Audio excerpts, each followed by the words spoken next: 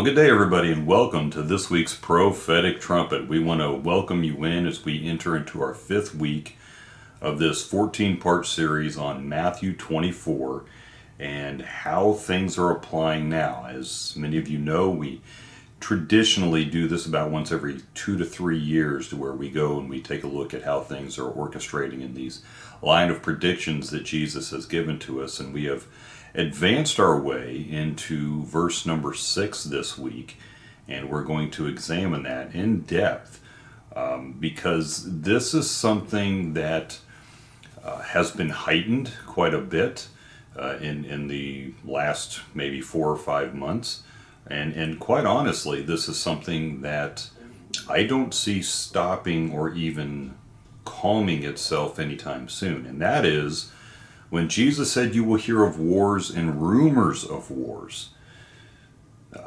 but see to it that you are not alarmed." That's an interesting statement there. Such things must happen, but the end is still to come. So let's take a look at how this escalation of conflict is going on all around the world today. And about 3 months ago, I took a toll and did a pretty extensive amount of research to determine just where we are in the state of wars and rumors of wars, that kind of thing. So from Yemen to Ukraine, passing through Sudan to Mali, Haiti, the Dominican Republic, war is still ongoing on multiple fronts in multiple countries.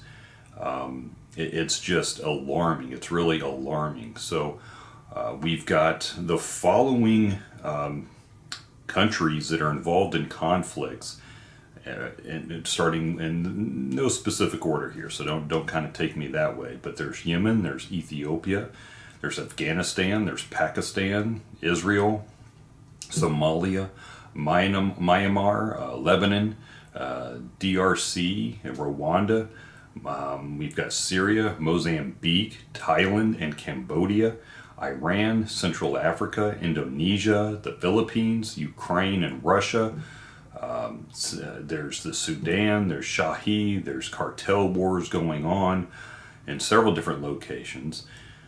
This is something that has perpetuated quite a bit, as I stated from the onset here, in the last 4 to 6 months. Now, there's Yemen and South Arabia's independence. There's the Saudi UAE war. There's the anti-Houthi bombardments. You have the Israeli-Palestinian conflict that is currently, and boy, it just seems like there's never a stop to that. It's the official end of the war, but continuous fighting has really gone on. There's Lebanon. In Lebanon, you have Israeli operations that have led to destruction to a significant portion to the Hezbollah's leadership, which is greatly weakened, by the way, benefiting other Lebanese factions, however. Syria, well, in Syria you have a gradual transition from war to pacification ongoing, but it's a slow ride. In Iran, you have the regime that is faltering bit by bit, really coming to a head, and just a couple of months ago, in 2025, saw the mullah's regime teetering on the brink, and a regime that, as we have seen, is falling. In Ukraine, you have Ukraine and Russia. Obviously, this is the 4th year of the war. 0.9% of Ukraine has been captured, and in what has been a deadly war, with a lot of propaganda here by the mainstream media as to what the causes are and what is actually going on there. The Sudan. There's a forgotten, massive, ultra-deadly war that has been ongoing in the Sudan for many years. There's Ethiopia, another war that nobody is talking about. Interestingly, it just seems to be universal that the wars in Africa don't get a lot of attention as opposed to the wars in the Middle East. But then there's Somalia. You have secession and internal war going on there. There's the DRC, Rwanda war, the Kivu war spreads all across those regions. There's Mozambique with jihadists surging. That's Muslims, by the way, the religion of peace. Central Africa, jihadists again insurging around Lake Chad, and tensions in South Sudan and Central African Republic. There's Sahi, the jihadist push towards the Gulf of Guinea. Afghanistan, Pakistan, well, there's border clashes going on there and the jihadist threat to Pakistan. Again, you notice something kind of synonymous as we discuss things in the Middle East. There's Myanmar, an endless civil war going on in Myanmar. Cambodia and Thailand are at it. That's a relatively new conflict that is started. There's Indonesia and the Philippines, small and forgotten wars that have been going back and forth.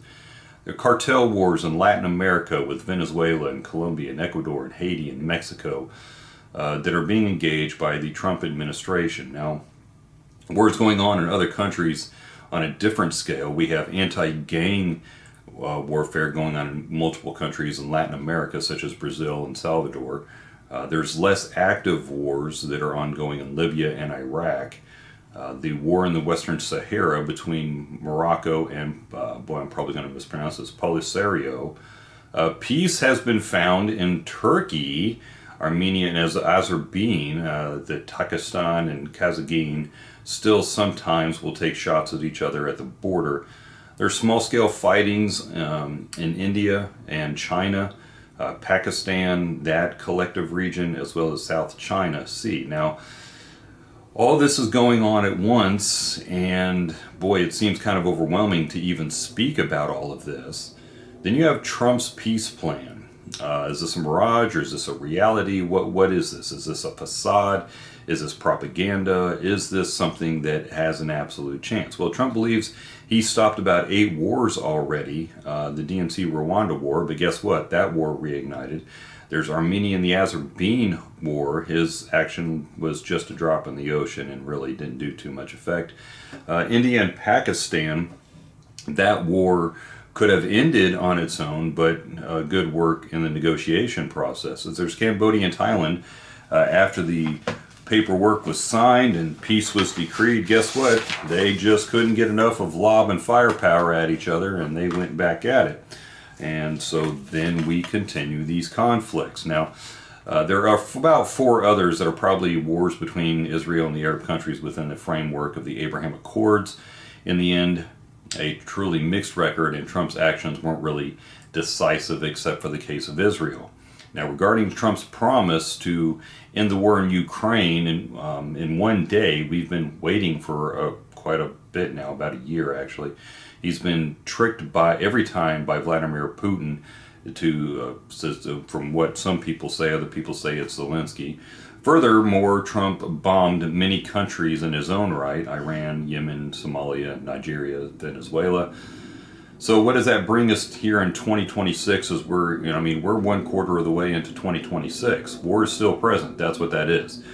With major interstate conflicts going on, with Ukraine and Russia, the DNC and Rwanda, Israel, Iran. There's widespread internal wars between the Sudan and Yemen. There's substantive wars linked to terrorism: Sahel, Central Africa, Mozambique, Afghanistan.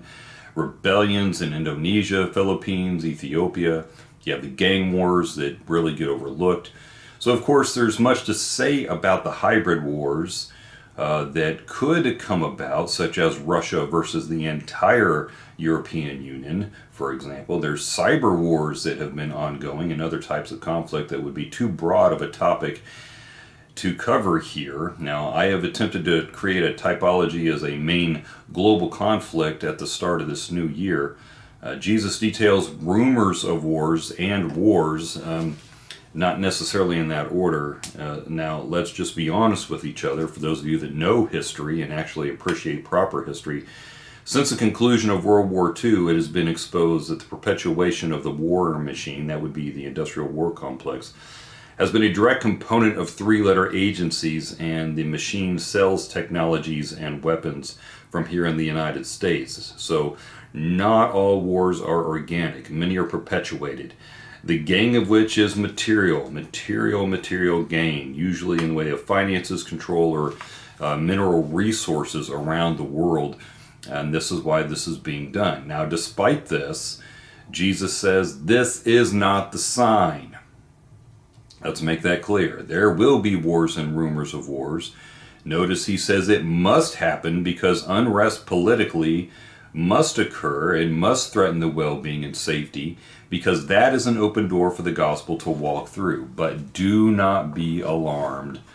because this is not the sign. It's just something we live with from day in and day out. Even here in the United States, we have a push that has been ongoing since before 2008 for a civil war to reignite. This is being fueled by multi-billionaires all across the European plain and three-letter agencies that make you want to eat bugs. So keep that in mind. War is profitable to many people, not just financially, but for the sake of toppling political ideologies and gaining control over resources and functions within respective countries. That is all we have today. We want to thank you for joining us for this week's Prophetic Trumpet. It has been an exhausting one, and when you take a look at what is going on in the perpetuation of war and the conflicts and the rumors of war, don't be alarmed. That's not the sign. We'll hope to see you next week. God bless.